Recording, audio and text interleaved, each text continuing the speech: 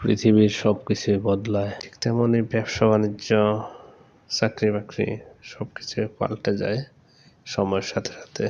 এই যে দেখছেন মাস্কাট ড্রাইভিং স্কুল, এটিও হারিয়েছে তার এক সময়ের চিরচেনা জৌলুস, আর নেই আগের মতো সেই গ্রহণযোগ্যতা, কারণ ড্রাইভিং শিক্ষা দেওয়ার মতো এখন তালিমওয়ালাদের অভাব নেই।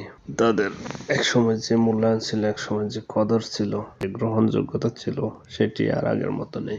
কথাগুলো এই জন্যই বলছি, আপনি যদি সময়ের সাথে সাথে নিজেকে পরিবর্তন করতে না পারেন,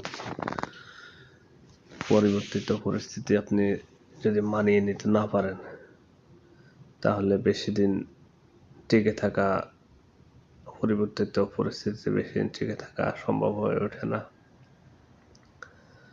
তাই পরিস্থিতি যেমনই হোক, হয়তো পরিস্থিতি মোকাবেলা করতে হবে, না হলে পরিস্থিতিতে নিজেকে পরিবর্তন করে নিতে হবে, নিজের ব্যবসাকে পরিবর্তন করে নিতে হবে।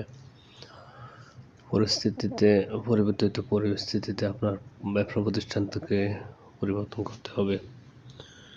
যদি পুরনো ধ্যান ধারণা নিয়ে বসে থাকেন,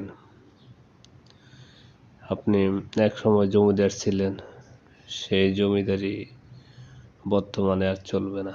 যতটুকু শুনেছি, প্রতিষ্ঠানটির যিনি প্রতিষ্ঠাতা, কিছুদিন আগে তিনি মারা গেছেন।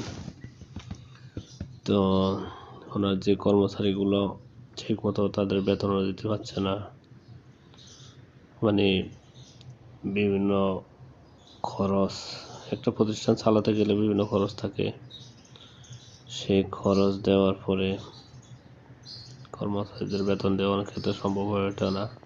এমন পরিস্থিতি কিন্তু আমাদের অনেকের জীবনে ঘটে। এমন পরিস্থিতি আমাদের করণীয় কি হওয়া উচিত, আমরা তখন অনেকেই বুঝতে পারি না। এই পরিস্থিতিতে ধরেন এই জায়গাটা যদি মালিকের নিজের হয়, তাহলে তিনি এখানে অন্য কোনো প্রতিষ্ঠান গড়ে তুলতে পারেন, অথবা এখানে যে গাড়িগুলো আছে, পাশাপাশি যে জিনিসপত্রগুলো আছে, সেগুলো বিক্রি করে অন্য ব্যবসায় শিফট করতে পারেন। মন্তব্য করে জানাতে পারেন এমন পরিস্থিতিতে আপনি কি করতেন। ভালো থাকবেন সবাই। আসসালামু আলাইকুম ওয়া রাহমাতুল্লাহি ওয়া বারাকাতুহু।